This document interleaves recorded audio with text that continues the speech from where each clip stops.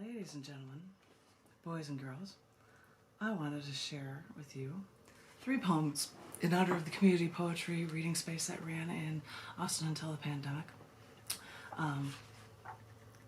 In honor of community poetry, here are 3 poems from the very back of the brand new Down in the Dirt November 2022 issue, a book that's titled Reaching for the Stars. This first one of the last 3 in the book is titled Middle Eastern Man in Front of Me. Waiting in line to buy coffee at the gas station, the Middle Eastern man in front of me was demanding his receipt as the cashier held up an empty paper or spool, then added new paper to the register. We could all hear the man calling the cashier stupid and incompetent. After he left and got in his minivan, I saw his wife in a burqa waiting. Then I heard the 20-something cashier mumble under his breath, "I fought so you'd have the freedom to come here. Yeah, I've killed so many, and now I have to put up with this shit."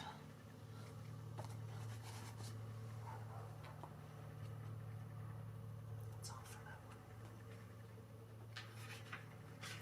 Now I'll flip the page of my book and share with you a completely different theme and probably a little bit more upbeat material. So this is the second to last poem in the Down the Dirt book. I should wave hello to people who are watching live on Facebook live stream.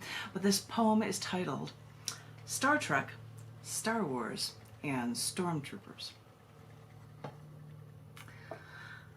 I heard another episode of Star Trek where they mentioned duranium. So I looked it up online. Duranium is an extremely hard alloy used in starship hulls and handheld tools. But at the same time, Google listed a slew of links to this elusive duranium. And one of them was not for Star Trek, but for Star Wars. So I followed the link because there's a Wikipedia site for the Star Wars wiki.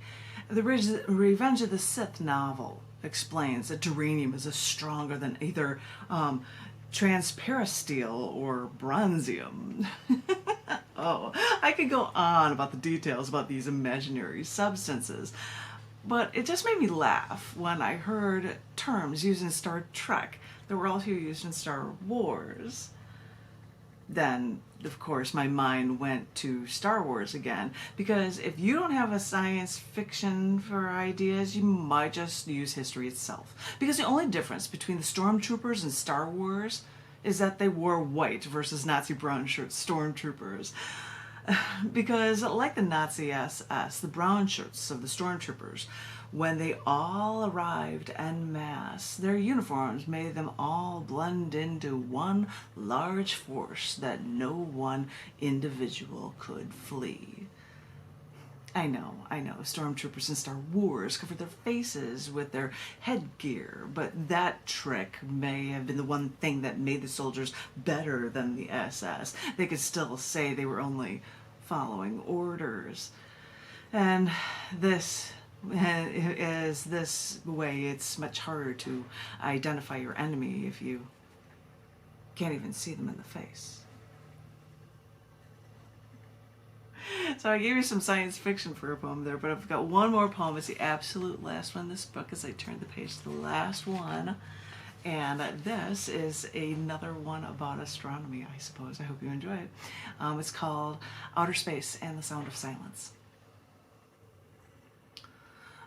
The one thing astronauts talk about when they speak of outer space is about the deep blackness of the universe.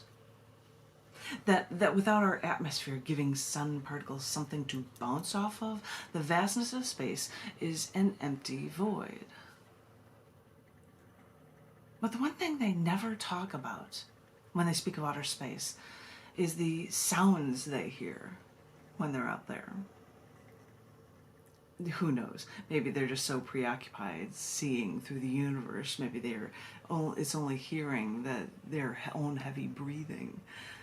Because while they're trapped in that spacesuit, maybe all they hear is the motion of their bodies against the sides of their mini atmosphere in this planetary existence that was created for every single astronaut in their suit. And sure, Captain Kirk or Jean-Luc Picard may not have needed spacesuits when commanding their Starship Enterprise, because each ship was its own little planet with a fully supported ecosystem. But the question begs itself: how could sound travel through space? I mean, I know light does. How else would we see sunlight travel through space to get to planet Earth? But sound, that's a whole different ball game, so to speak. Sound waves travel like light or heat waves, but here's the catch. Sound travels by making molecules vibrate. If there aren't any molecules in outer space, or too few to make any difference, sound can't travel. Now, I know it's all acting, and I know the whole crew has to all lean the same way when the ship gets hit, but the one thing that the directors want, and the sound effect guys have to add in post-production, is to give movie-style explosions. And that probably goes over the top. We've suspended reality with every ship's gravity. We even accept transporters duplicating any person, right down to every molecule, including their clothing, to magically be reassembled somewhere else, which only existed because the original show didn't have the props for travel, so they just made up this transporting idea. So over the years, we've been willing to suspend our beliefs for science fiction. And I know some places claim to hear noises from our sun, but they're actually inferring the vibrations within the sun, which generates sounds so low humans can't even hear it.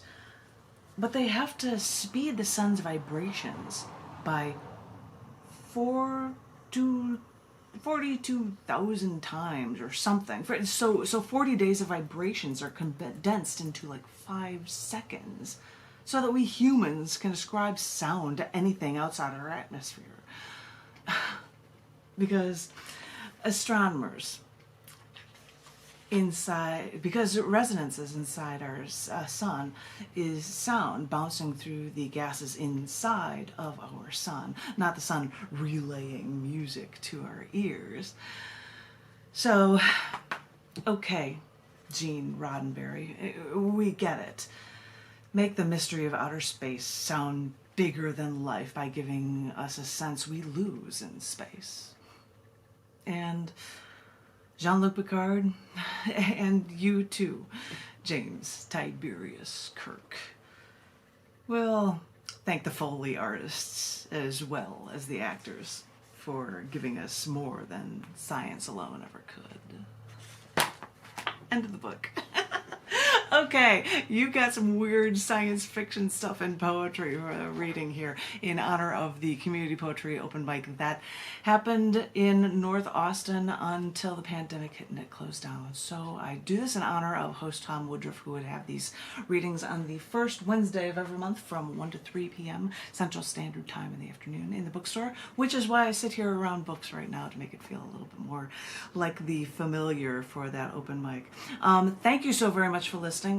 Because they are short readings, I am going to be doing more short readings in more additional live feeds like this until that time period. Thank you all so very much for listening. Thank you for staying creative. Thank you for getting vaccinated if you have been or if you are capable of it. And keep staying strong, and I look forward to talking to each and every one of you. Each and every one of you. That means you too. Each and every one of you very, very soon. Thank you very much. Thank you, thank you, thank you.